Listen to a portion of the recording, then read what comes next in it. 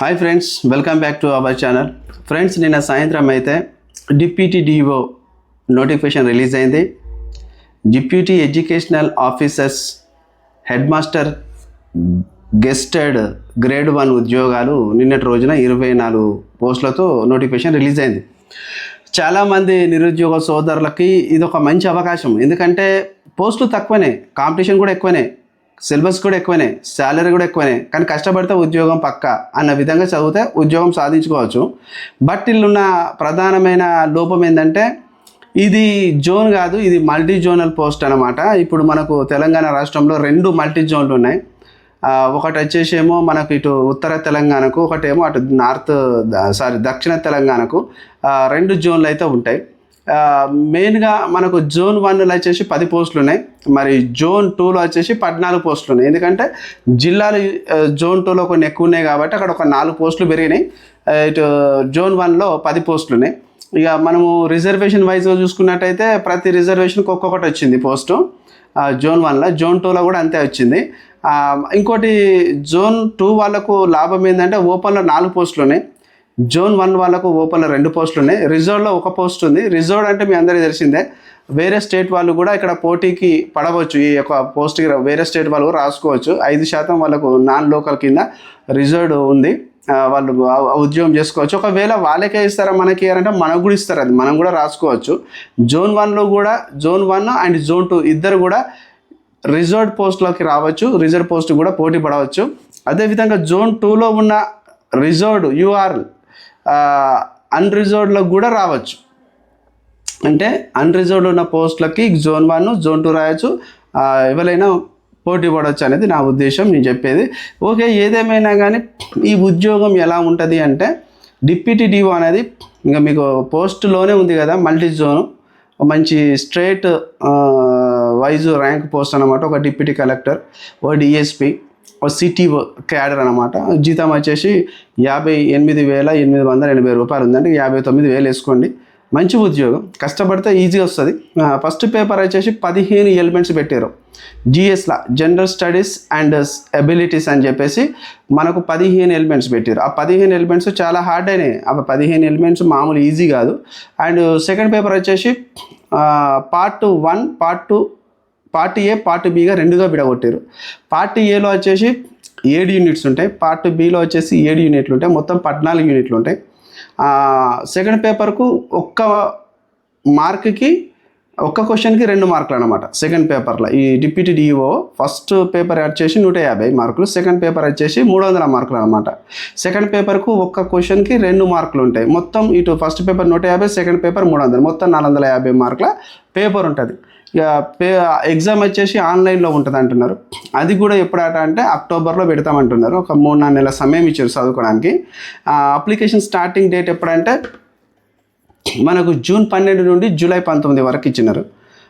Exam fee వచ్చేసి SC, ST, BC వాళ్ళకు 500 రూపాయలు, ఓసీ వాళ్ళకు 1000 రూపాయల ఫీజు అని చెప్పేసి ఫీజు అయితే చాలా దారుణంగా పెంచేసారు. అంతకుముందు గ్రూప్ 1 కావచ్చు, గ్రూప్ 2 కావచ్చు, టీజీపీఎస్సీకి వెళ్ళిన ప్రతి నోటిఫికేషన్కు 200 రూపాయలు కట్టినాం మనం. ఇప్పుడు 500 రూపాయలు అంట. మరి ఓవర్గా పెంచారు. మరి ఎందుకు పెంచారు, ఏం సంగతి అనేది కూడా మరి వాళ్ళు చెప్పలేదు. మొత్తానికైతే పెంచినారు. 24 పోస్టులతోనైతే డిప్యూటీ ఎడ్యుకేషనల్ ఆఫీసర్స్ డిఈఓలో సంబంధించిన పోస్ట్ వచ్చేసింది. తదుపరి ఈ డిప్యూటీ డిఈఓల యొక్క ప్రమోషన్ డిఈఓ అనమాట. డిఈఓ తర్వాత ఆర్జేడీ అవుతారు, ఆర్ఐ అవుతారు. మంచి పోస్ట్ అనమాట ఇవి.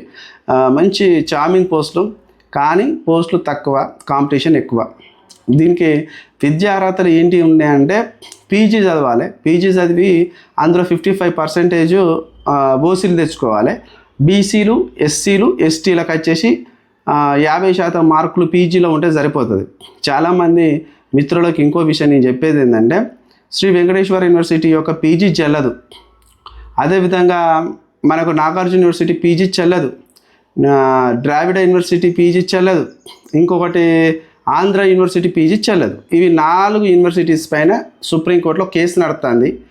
పీజీ వాళ్ళ సర్టిఫికెట్స్ చెల్లవని. ఆ యొక్క యూనివర్సిటీలు వచ్చేసి తెలంగాణ రాష్ట్రంలో వివిధ జిల్లాలలో స్టడీ సెంటర్స్ ఓపెన్ చేసి వాళ్ళు పీజీ అప్లికేషన్ తీసుకొని వాళ్ళు అక్కడ యూనివర్సిటీలకు వెళ్ళి ఎగ్జామ్స్ కండక్ట్ చేసి ఇక్కడ వీళ్ళకి పట్టాలు ఇచ్చినారు అని చెప్పేసి చాలామంది చదివినారు, కొన్ని లక్షల మంది. మరి ఇప్పుడు వాళ్ళ పోస్ట్ గ్రాడ్యుయేషన్ సంబంధించిన పట్ట ఆ యొక్క మార్క్స్ మెమోలు ఇక్కడ చెల్లవని చెప్పేసి హైకోర్టు తీర్పు ఇచ్చింది. దాని మీద ఇప్పుడు సుప్రీంకోర్టులో కేసు నడుస్తుంది. ఇంకా హియరింగ్ అయితే రాలే, మరి ఏ విధంగా జడ్జిమెంట్ వస్తుందో తెలియదు. అప్పటి వరకు అయితే వెయిట్ చేయండి. మెయిన్గా మళ్ళీ చెప్తుంది ఏంటంటే, విద్యా అర్హతలు సంబంధిత సబ్జెక్టులో, అంటే ఇప్పుడు ఉదాహరణకు బీఎడ్ మీరు చేయాలి, ఖచ్చితంగా బీఎడ్ చదివి ఉన్న వాళ్ళకైతే ఇది చాలా మంచి బెనిఫిట్ అనమాట. బీఎడ్ చదివి బీఎడ్లో పాస్ అయిన వాళ్ళు దీనికి మంచి ఎలిజిబుల్ అనమాట.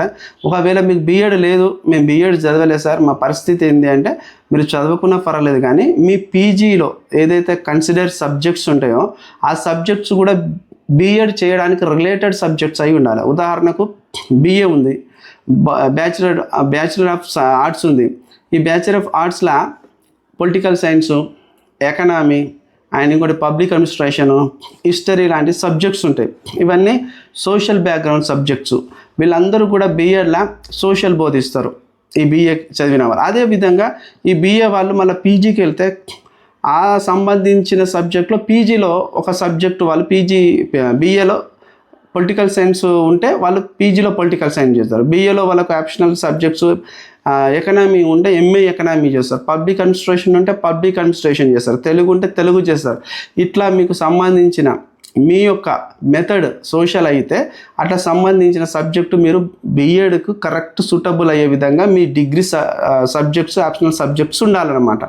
ఇప్పుడు బీఎస్సీ మ్యాథ్స్ ఉన్నది, మ్యాథ్స్తో మీరు ఖచ్చితంగా బీఎడ్ చేసుకోవచ్చు, బయాలజికల్ సైన్స్తో బీఎడ్ చేసుకోవచ్చు, ఇంకోటి ఫిజిక్స్తో కూడా బీఎడ్ చేసుకోవచ్చు. ఈ విధంగా రిలేటెడ్గా ఉండాలి. మరి బీకామ్ చదివిన వాళ్ళ పరిస్థితి ఏంటి అంటారు. బీకామ్ చదివిన వాళ్ళకు ఇది చెల్లదు. ఎందుకనంటే మరి మీకు ఉంటుందా బీకామ్ వాళ్ళకు, మీకు డిగ్రీలో ఏమన్నా ఉంటుందా? మరి మీకు ఎకనామీ ఉంటే నడుస్తుంది. ఒకవేళ ఎకనామీ లేదు, మరి ఆప్షనల్ సబ్జెక్ట్స్ ఎట్లా అంటే చూసుకోండి. ఒకవేళ కొంతమంది బీకామ్ చదివిన వాళ్ళు కొద్దిమంది ఎలిజిబుల్ ఉంటారు, అది చూసుకోండి.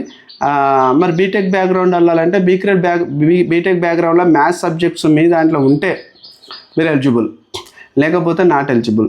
మీకు మరి ఇక్కడ బీఎడ్కు సంబంధించిన సబ్జెక్టులు రిలేటెడ్గా చదవమంటారు. బీఎడ్ లేనప్పుడు బీఎడ్ సంబంధించిన సబ్జెక్టులు ఎందుకు అని మీరు అడగవచ్చు. అయితే అక్కడ ఆంధ్రప్రదేశ్ రాష్ట్రంలో last 2-3 years back deputy education officer, deputy DEO పోస్టులు అక్కడ పడినాయి నోటిఫికేషన్. ఆ టైంలో వాళ్ళు ఏం చేసినారంటే, చంద్రబాబు అప్పుడు జగన్ గవర్నమెంట్లో ఏం జరిగిందంటే, వాళ్ళు PG and with BEd pass అయిన వాళ్ళు దీనికి ఎలిజిబుల్ అని ఇచ్చారు. కానీ మన వాళ్ళు దరిద్ర కొట్టు గాడిదలు ఏం చేశారంటే, ఓన్లీ పీజీ పెట్టేసి బీఎడ్ సంబంధించిన ఆప్షనల్ సబ్జెక్ట్స్ ఉంటే సరిపోతాయని పెట్టారు. ఇది ఎందుకు పెట్టారు, మరి ఎవరి కోసం పెట్టారు నాకు అర్థమవుతుంది. పాఠశాల విద్యాశాఖ అంటేనే స్కూలు, అదంతా పాఠశాల విద్యకు సంబంధించింది విద్యార్థి. అలాంటప్పుడు ఈ డిప్యూటీ డిఓలో కూడా ఒక బీఎడ్ చేసిన వాడు ఎలిజిబుల్. అసలు యాక్చువల్గా చెప్పాలంటే రూల్ ప్రకారం ఇది కరెక్ట్ నేను మాట్లాడేది. దీనికి పీజీ చదివి డిగ్రీ చదివినోడు కాదు, పీజీ విత్ బీఎడ్ ఉండాలి. ఇది ఖచ్చితంగా. ఇప్పుడు మన జేఎల్ ఉంది, జేఎల్కి ఏమంటాడు, ఒకప్పుడు ఎంఎడ్ చేసినోడు సరిపోతుంది అంటారు, ఇంకోటి పీజీ ఉంటే సరిపోతుంది. కానీ జేఎల్లో కూడా పీజీ ఉంటే సరిపోతుంది అన్నారు. మరి పీజీ ఉంటే సరిపోతున్నప్పుడు వానికి టీచింగ్ స్కిల్స్ లేనప్పుడు ఏం చేస్తాడు, ఎట్లా బోధిస్తాడు? బీఎడ్ ఉంటే బెటర్ కదా. బీఎడ్లా టీచింగ్ స్కిల్స్ ఉంటాయి.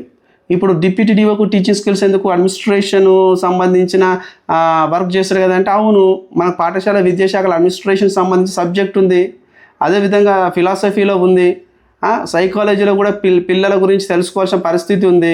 ఇవన్నీ రిలేటెడ్గా పెట్టాలి. కానీ నువ్వు పీజీలో 50% ఉండి ఇక్కడ నువ్వు బీఎడ్కి ఏదో ఒక 2-3 ఆప్షనల్ సబ్జెక్ట్స్ బీఎడ్ చేసుకోవడానికి రిలేటెడ్గా ఉంటే సరిపోతుంది అనేది ఇట్స్ నాట్ కరెక్ట్ అనమాట.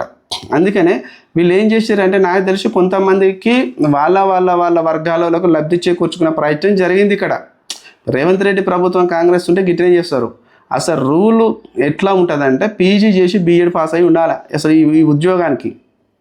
ఇక వీళ్ళు ఏం చేస్తారంటే, వాళ్ళ వర్గాల కూడా డెవలప్ కావాలి. హయ్యర్ ఎడ్యుకేషన్ మళ్ళీ ఈ హై శాలరీ ఉద్యోగం, మంచి గ్రేడ్ 1 గ్రేడ్ గెస్టెడ్ 1 ర్యాంక్ ఉద్యోగం ఇది. ఇప్పుడు గెస్టెడ్ 2 ర్యాంకు, గెస్టెడ్ ఆఫీసర్ 1 ర్యాంక్ ఉంటే కదా, అల్ల విధంగా 1 గెస్టెడ్ ర్యాంక్ ఇది. కాబట్టి ఇది స్టేట్ పోస్ట్ కాబట్టి ఇలాంటి ఉల్లంఘనలు చేస్తారు. వీళ్ళ క్వాలిఫికేషన్స్లో ఉల్లంఘనలు చేసి వాళ్ళకి సంబంధించిన వాళ్ళకు లబ్ధి చేకూర్చుకోవడానికి ఇలాంటివన్నీ జరుగుతాయి. ఇవన్నీ మాట్లాడితే ఈ బ్రదర్ ఎందుకు ఇట్లా మాట్లాడుతున్నారో మీరు అనుకుంటున్నారు. కానీ ఖచ్చితంగా దాని యొక్క క్వాలిఫికేషన్ వచ్చేసి పీజీ బీఎడ్ ఉండాలి. కానీ అలా చేయలే. మీరు పీజీ చదవండి, ఓసీలకు 50% మరి పీజీలో పర్సంటేజ్ కంపల్సరీ ఉండాలి, ఎస్సీ ఎస్టీ బీసీలకు 50 ఉండాలని చెప్పేసి అంటున్నారు. సంబంధించిన పీజీలో మీ సబ్జెక్ట్ ఒక బీఎడ్కి చదవడానికి అర్హత కలిగి ఉండాలి సబ్జెక్టు. మరి తర్వాత మరి బీఎడ్ చదివిస్తారంటే కంపల్సరీ మీరు ఉద్యోగంలో జాయిన్ అయినా కానీ నాకు తెలిసి ఓపెన్లో మిమ్మల్ని బీఎడ్ చదవమంటాడు కావచ్చు అనిపిస్తుంది నాకు. మరి అట్లా పెట్టిండు కదా అక్కడ సంబంధించింది ఉండాలని. ఒకవేళ మీరు ఆ లోపు చేసుకొని ఉండాలి కావచ్చు, ఉద్యోగం వచ్చినా కూడా మరి సంబంధించి మీకు అవకాశం కల్పిస్తాను బీఎడ్ చేసుకోవడానికి. చూడండి, ఇది మంచి ఉద్యోగం, మీకు మంచి అవకాశము. కానీ 24 పోస్టులే, ఒక్కొక్కరికి ఒక్క పోస్ట్ ఉండేది రిజర్వేషన్లో. కానీ చాలా కష్టపడితే వస్తుంది, ఇది మామూలుగా అయితే రాదు. పేపర్ చాలా హార్డ్ వస్తుంది. ఇక ఇప్పటికే దుకాణాలు తెరిచారు చాలామంది. దుకాణాలు తెరిచి 600కు జనరల్ స్టడీస్ సంబంధించిన కోర్సు అవైలబుల్గా ఉంది యాప్లో అంటున్నారు దుకాణాలు చేసిన వాళ్ళు. ఇక రెండో పేపర్ వచ్చేసి అది కొద్దిగా ఇక మనకు ఎస్ఎన్ఎస్ విన్నర్సు జంగం విశ్వనాథ్ అన్నగారు లాంటి మంచి ప్రముఖ ఫ్యాకల్టీలు అయితేనే ఆ రెండో పేపర్కి సంబంధించిన సిలబస్ను వాళ్ళు పూర్తి అవపోసన బట్టి ఉంటారు, వాళ్ళ ఫ్యాకల్టీ కాబట్టి వాళ్ళు చెప్పే ఛాన్స్ ఉంటుంది మంచి బెటర్గా. ఇక కొంతమంది దుకాణాలు తెలుసుకున్న వాళ్ళు ఉంటారు కదా, వీళ్ళు కూడా ఇళ్ళకెళ్ళి కాపీ చేసి మేము కూడా మెటీరియల్ తయారు చేసినాము సెకండ్ పేపర్ అంటారు. తీసుకోకండి, తప్పు. ఎందుకంటే సెకండ్ పేపర్ కంప్లీట్ బీఎడ్ పాఠ్యాంశాలతో కూడుకొని ఉన్నది. బీఎడ్ పాఠ్యాంశాలతో కూడుకొని ఉన్నది కాబట్టి మీరు బీఎడ్ సంబంధించిన ఫ్యాకల్టీసు, టెట్ కోచింగ్ ఇచ్చేవాళ్ళు, డిఎస్సి కోచింగ్ ఇచ్చేవాళ్ళు, మోస్టల్ వెల్ఫేర్ కోచింగ్ ఇచ్చిన ఈ యాప్స్ సంబంధించిన ఆథర్సు, ఆ యాప్కి సంబంధించిన టీచింగ్ చేసిన ఫ్యాకల్టీ ఎవరు ఉంటారో వాళ్ళ దగ్గరనే మీరు యాప్స్ తీసుకొని చదవండి. మీరు అత్యతార్థంగా ఈ పోలీస్ కానిస్టేబుల్ యాప్స్ పెట్టినోడు అమ్ముతాడు, ఎస్ఐ యాప్స్ పెట్టినోడు కూడా ఇలాంటివి అమ్ముతాడు. ఇక వాడెవడో కేవలం యూట్యూబరే ఆ ఎడ్యుకేషన్ గురించి రోజు పొద్దున్న లేచి కరెంట్ అఫైర్స్ కాబట్టి ఇవాడు చెప్పుకుంటాడు, పూట గడుపుకొని మళ్ళీ తర్వాత ఆయన ఉద్యోగానికైనా పోతాడు, మళ్ళీ సాయంత్రం నుంచి ఒకటి చేస్తాడు. ఆయన కూడా ఇట్లా పెట్టే పరిస్థితి ఉన్నది. ఎవరిని నమ్మకండి, ఎందుకంటే పైసలు పుక్యానికి ఊరికే ఎవడికి రావు. పైసలు లేని టైం ఇది నిరుద్యోగుల దగ్గర. నిరుద్యోగుని ఎవ్వడు చూడు జేబులు ఖాళీ చేసి నిరుద్యోగుని జేబు దోసుకోవడానికి గుంట నక్కలు లెక్క వస్తున్నారు. జాగ్రత్త, తస్మత్ జాగ్రత్త. పైసలు చాలా వాల్యుబులే, సమయం చాలా వాల్యుబులే. పిచ్చి పిచ్చి యాప్స్ కొనుక్కొని సమయాన్ని వృధా చేసుకోకండి, పిచ్చి పిచ్చి యాప్స్ జోలికి పోకండి.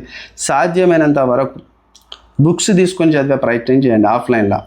ఆన్లైన్లో నేను వీడియో చూస్తా, నోట్స్ రాసుకుంటా, వీడియో చూస్తా, నేను పాయింట్స్ మొత్తం షార్ట్అవుట్ చేసుకుంటాను, షార్ట్ నోట్స్ అంటే కుదరదు. నువ్వు అట్లా వీడియోలు చూడాలంటే నీ టైం వేస్ట్ అయిపోతుంది, నీ టైం కిల్ అయిపోతుంది. నేను మళ్ళీ చెప్తున్నా, అది ఎవడు చూడాలంటే బిగినర్ చూడాలి. ఎవడైతే కాంపిటీషన్లో వాడు బిగినర్గా ఉన్నాడో, వాడు మొదటిగా అడిగేసి వస్తున్నాడో, వాడు ఆ బిగినర్ అంటాడు, వాడు లర్నింగ్ కావడానికి, వాడు నేర్చుకోవడానికి అది తొలిమెట్టు కాబట్టి వాడు చేసుకోవచ్చు. ఇక కొద్దిగా మేము ఆల్రెడీ కొన్ని చదివి ఉన్నాం, మంచిగానే మాకు నాలెడ్జ్ ఉంది అన్నాడు, బుక్కులు పట్టేసుకోండి. ఇట్లా బుక్కులు పట్టేసుకొని ఆ బుక్కులు పట్టేసుకొని చదవండి, షార్ట్ నోట్స్ తయారు చేసుకోండి, ఎక్కువగా ఎంసీక్యూస్ సంబంధించిన ప్రాక్టీస్ చేయండి, మల్టీ క్వశ్చన్స్ బిట్స్ అన్నీ ప్రాక్టీస్ చేయాలి. అప్పుడైతే మీరు సక్సెస్ సాధిస్తారు. చదివినట్టుగా మంచి కాన్సెప్ట్తో మంచిగా మీ మెదడుకి ఎక్కించుకోవాలి. అది అయితేనే మీకు సాధ్యమవుతుంది. ఎందుకంటే ఇదేదో కానిస్టేబుల్ ఉద్యోగం సంబంధించిన పరీక్ష కాదు, బీట్ ఆఫీసర్స్ ఉద్యోగం సంబంధించిన పరీక్ష కాదు. అదేవిధంగా ఇదేదో ఇక మన చిన్న ఉద్యోగాలు ఉంటాయి కదా, అలాంటి ఎగ్జామ్ అసలే కాదు. ఇది మంచి ఉద్యోగం, స్టేట్ క్యాడర్ ఉద్యోగం. చాలా హార్డ్ వస్తుంది ఫస్ట్ పేపర్. ఈజీగా 150 మార్కులకు 80 చేయాలంటే కూడా మీ తరం కాదు, అంత హార్డ్ ఇస్తాడు ఈ యొక్క డిప్యూటీ ఎడ్యుకేషన్ ఆఫీసర్ పోస్టు సంబంధించిన మొదటి పేపర్. సెకండ్ పేపర్ కూడా చాలా హార్డ్ అవుతుంది, అలా కూడా 90 దాటించలేరు. నేను ఖచ్చితంగా చెప్పగలుగుతున్నా, అంత హార్డ్ ఇస్తాడు. మీరు చూసారు కదా, ఇది కూడా ఆన్లైన్ ఎగ్జామ్, హాస్టల్ వెల్ఫేర్ లెక్క. దీంట్లో కూడా నార్మలైజేషన్ ఉంటుంది. దీనికి అప్లికేషన్స్ దగ్గర ఒక 4 లక్షల మంది చేస్తారు. మీరు రాసి పెట్టుకోండి. ఈ 24 పోస్టులకు 4 లక్షలు చేసుడు ఏందన్నా అని మీరు నెవర్ అవ్వచ్చు ఆశ్చర్యం. ఎందుకంటే చేసేటట్టు వాడు వెసులుబాటు పెట్టిండు కదా. ఈ పీజీ చేసినోడు ప్రతి ఒక్కరు చేయండి అన్నాడు కదా, పీజీ చేసినోడు ప్రతి ఒక్కడు ఉన్నాడు ఇక్కడ. డిగ్రీ దీనికి ఎలిజిబుల్ కాదు, డిగ్రీతో పాటు పీజీ కూడా ఎలిజిబుల్ అనమాట ఈ యొక్క క్వాలిఫికేషన్కి. అట్లా కాబట్టి ఇక మనకు ఎస్సీ వాళ్ళకి వచ్చేసి క్లాసిఫికేషన్ అయింది, సబ్ క్లాసిఫికేషన్ అయింది. దాంట్లో మల్టీ జోన్ 1లో ఫస్ట్ ఎస్సీలోని గ్రూప్ 1కి ఒక పోస్ట్ పడ్డది, గ్రూప్ 2కి ఒక పోస్ట్ పడ్డది, గ్రూప్ 3కి ఒక పోస్ట్ పల్లె. 3గా విభజించారు ఎస్సీ వర్గీకరణ. మనకు SC group 1, SC group 2, SC group 3. Group 1కి వచ్చింది పోస్ట్, గ్రూప్ 2కి వచ్చింది పోస్ట్, గ్రూప్ 3కి రాలే. సో గుర్తుపెట్టుకోండి, అందరికైతే అవకాశాలు లేవు. ఓపెన్లో పోటీ పడతామంటే పడుకోండి. ఓపెన్లో 2 పోస్టులు ఉన్నాయి. మల్టీ జోన్లో జోన్ 1లో 2 ఉన్నాయి, జోన్ 2లో 4 ఉన్నాయి. కాబట్టి మంచిగా చదవండి, మంచి ఉద్యోగం సాధించుకొని ప్రయత్నం చేయండి. మళ్ళీ ఇంకేమైనా నోటిఫికేషన్ వస్తే నేను చెప్పే ప్రయత్నం అయితే చేస్తాను. అంతవరకు మన ఛానల్ చూడండి, లైక్ చేయండి, కామెంట్, సబ్స్క్రైబ్ చేయడం మాత్రం